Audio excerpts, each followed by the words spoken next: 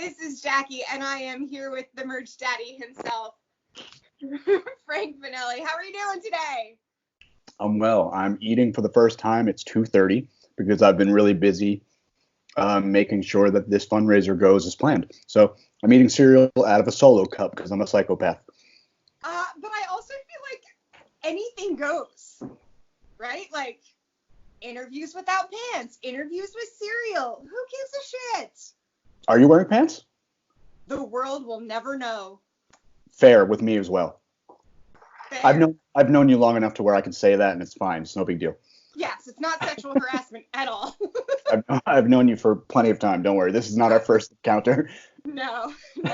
So I probably met you at least 10 years plus ago on Warped Tour, and you're in a unique position where you know really very much how this nonsense that's going on really affects people in the music industry behind the scenes. Tell people out there watching who don't know who you are, but they should, why you're in that kind of unique position. So I'm in the thick of it at all times. I've been touring for 14 years. A lot of that was when I was in a band singing, but when we broke up in 2013, I started tour managing bands and doing merchandise, and I do lights, I do VIP coordination, I do it all. So I really know when things are bad. Like I really know when things are bad. I really know when things are good because I'm in the thick of it at all times. During this situation, myself included, I knew what the next 4 months of my schedule looked like. Starting, I think last night I would have flew back from pre-production on the Blackville Brides tour I'm about to start, or was about to start. But myself included, like I said, myself and all of my friends no longer have jobs because every tour on the entire planet has gotten canceled. So I got the phone call and it was automatically just, oh, what the hell do I do? Oh, there's a cat. I see it. And you're also a cat fan, so that's why that's the thing that you see. Yeah, I was very, very intrigued. Very distracted. So yeah. It's not like you can hop on another tour right now to compensate. No, I've definitely had tours get canceled for whatever situation or postponed or whatever, but I knew I could probably find something right off the bat because I've been doing this long enough to where thankfully I have that kind of people know me to where they know I'm reliable, so I can find a job again quickly if I have to, for the most part. Yeah. Well, and you're multifaceted, so it's like, if I can't do this, I can always do something else. So tell me how your GoFundMe account came about. Okay, yeah. So, so today's Friday, I think, right? Yes, Friday the 20th. Okay, or else it's not on my watch. I have no idea what day it is. Today is Friday, so that means that last Thursday I got a phone call from management of the artist that I was working for, basically saying that all hell just broke loose and Live Nation cut all tours under their regime or under their roof or whatever. All of our tours, our next 4 months, it's down the tubes. So I sat back for a day and a half, just like moping around my apartment and just being upset because, I mean, you know me, this is all I do for the past however many years, over a decade. And when I say this is all I do, I mean, it's not uncommon for me to be gone for 10 months out of every year. And for anybody who doesn't tour, just think about not being at your house and sleeping in your bed and using your own shower and using your kitchen for 10 months out of just 1 year. Just try to think about that. So this is what I do. I don't know anything else. So I moped around for a little bit. And then I woke up on Saturday morning, this past Saturday, which is 6 days ago now. Went to go take a shower, and while I was in the shower, I was just sitting there like, what do we do? And I was really upset, like, just because every day I wake up, I look at Twitter, and it's super depressing no matter what the hell's going on in the world. But this now specifically, all of my friends were just like, shit, my tour is canceled, and what am I going to do? And I was thinking there, I'm like, I have a pretty good savings. I'm okay. Like, I don't know how long this will last, but for right now, I'm all right. I can pay my rent. I can buy some groceries. It's all good. I'm fine. I was like, but literally everybody I know is totally screwed right now if they don't have a savings or whatever. So I just sat there for a minute, just let the water just smash me in the head. It's where I do my best thinking, to be honest with you. And I thought, well, I could probably revamp those stupid Merch Daddy shirts that I did, because I did those in I think it was 2017 or 2018 Warped Tour, where I was doing merch for We the Kings. And I just thought of a funny idea because somebody called me the Merch Daddy. And I sold shirts at the table. I didn't put them up. I just said on social media, said, if you're coming to a Warped Tour date, find me if you want one of these dumb shirts with my face on it. And I sold out. I only wanted to make 30 of them, and I ended up selling over 130 of them. Yeah, I know, it's absolutely ridiculous, but that was for me. I was like, cool, I just made a whole extra batch of money for no reason, with a very little effort. So I was like, I could probably do that again, but I should change the design around to reference this. And I don't necessarily need the money right now. Of course, it'll help me, because if this lasts for a long time, I could use it too. But I was like, I could probably just sell a bunch of these, hopefully, and disperse them amongst my friends. And then the more I thought about it, I was like, fuck it, let me get out of the shower and let's go take a funny picture. And so I literally opened up the door. I yelled at my roommate, who didn't know I was thinking all this. I was still naked. I didn't run out and show naked, just like a crazy person, but I ran. I was like, yo, you still here? She's like, yeah. I was like, I need to talk to you. Just give me 5 minutes to dry up. Tell me if this is crazy. And she was really concerned. She thought something happened to me. Yeah. Because I just opened up a door and started yelling. That's basically what I did. Yeah, so I ran into the kitchen and I was just like, hey, is this a good idea? Should I make these shirts? You still have your camera. Let's take a funny picture. I'll game plan a little bit before we leave, but I'm thinking I'll set up a table. I'll put the ski mask on, because I did this thing for Yellow Wolf a couple of years ago where I DJ'd, and I've never DJ'd a day in my life. I remember that. Yeah, I DJ'd all over Australia, New Zealand, and Canada for Yellow Wolf, and it was very bizarre. That's a different story for a different day. But I wore a ski mask during that, so now whenever it's cold out, I always have a ski mask present, and it kind of it's fun.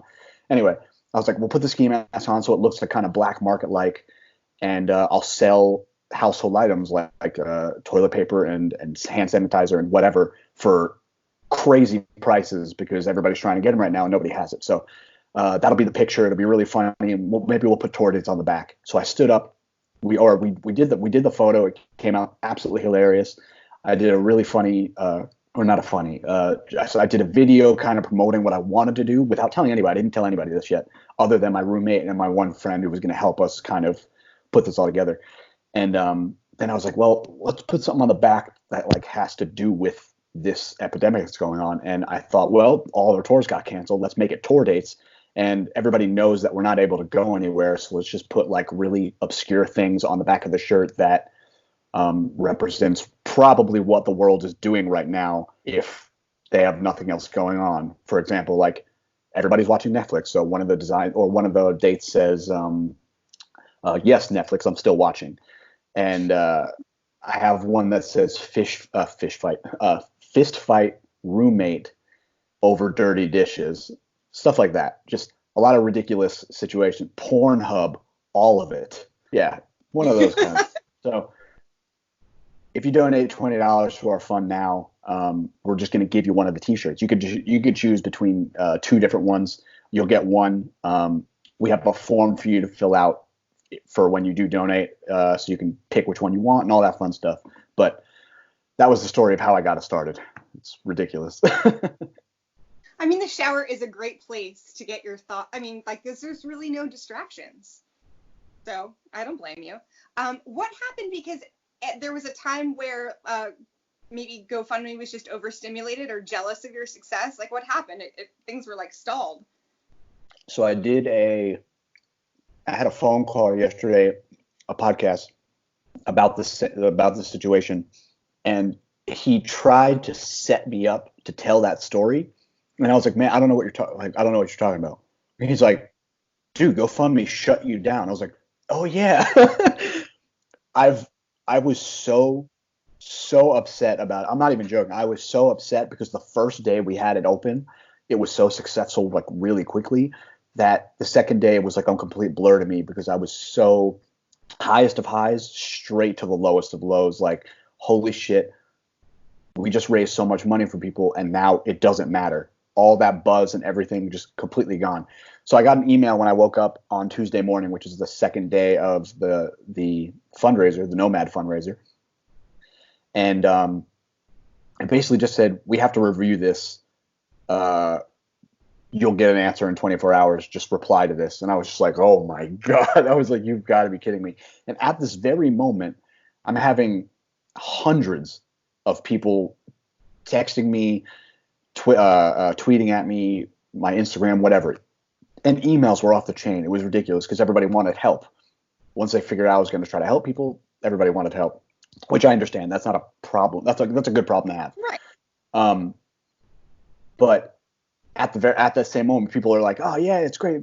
Oh my God, I need that. Yeah, you're doing such a good thing. And then very soon after, like literally seconds after, yo, the link doesn't work anymore. Like, what happened? Facebook pulled my link, and I was just like, this is the worst day of my life.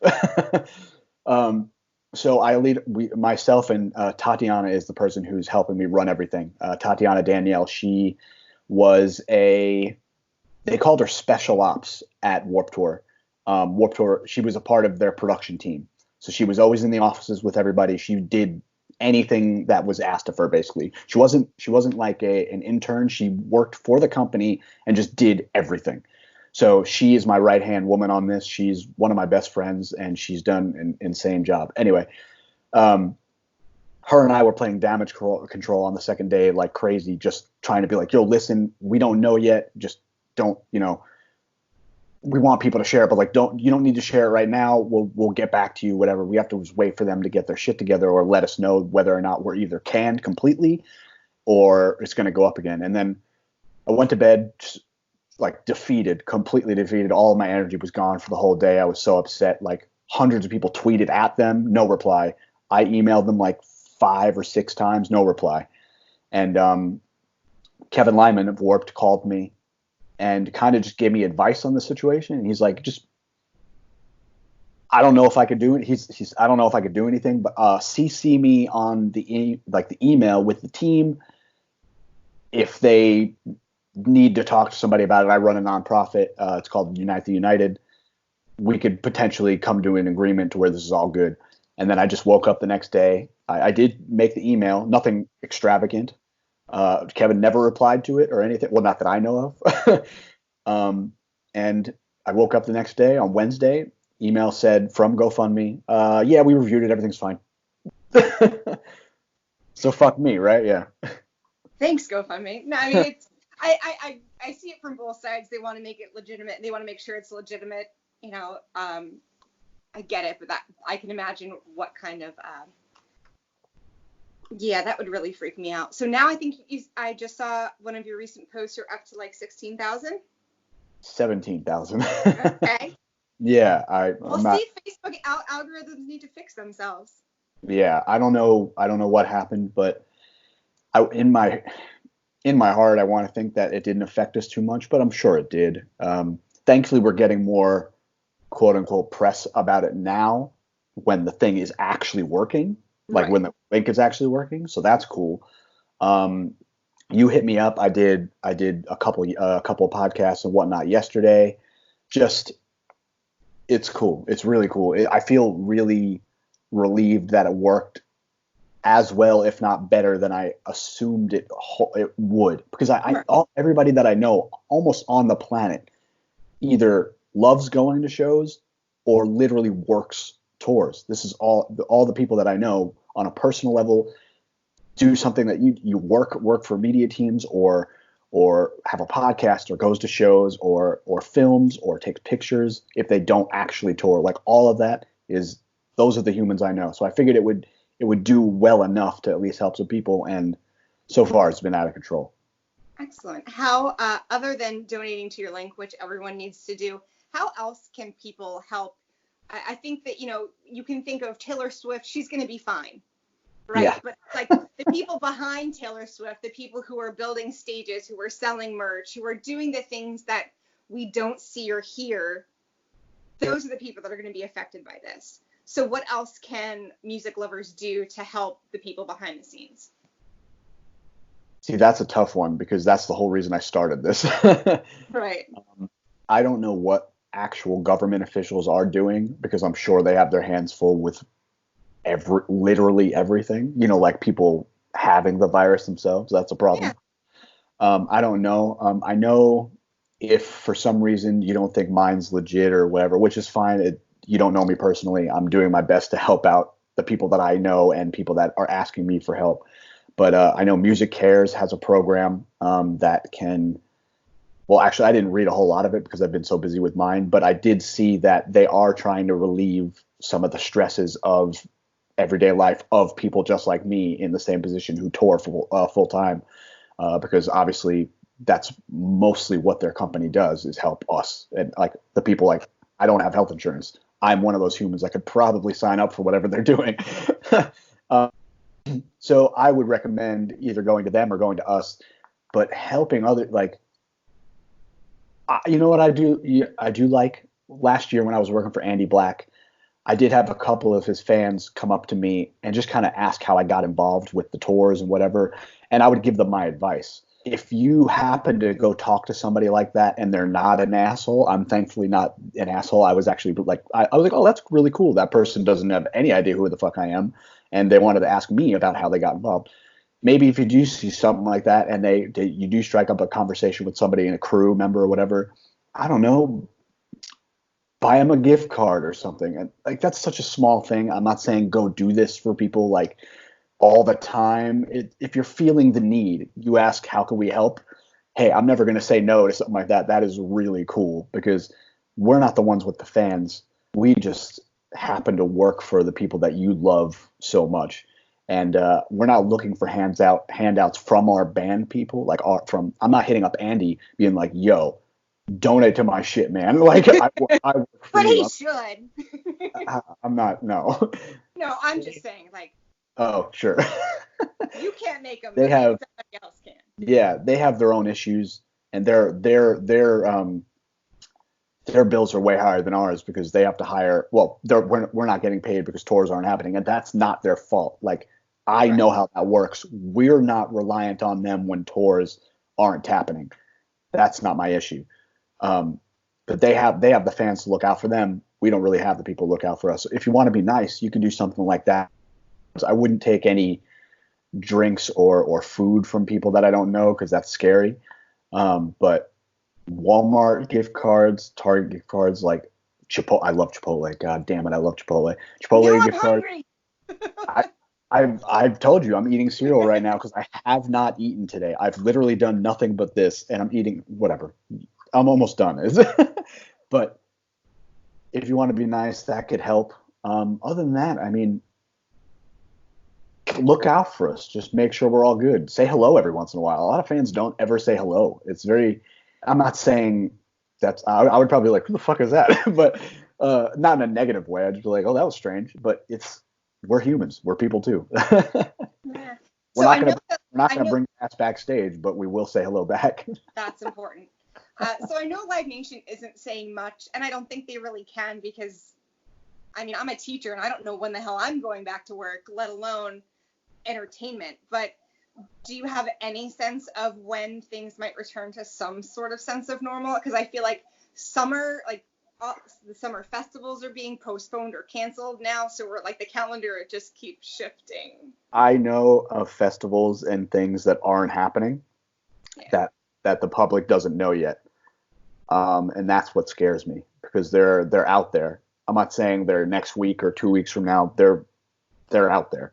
But you have a better sense of how long this might go. Yeah. I don't know when they'll announce stuff like that, just like you said.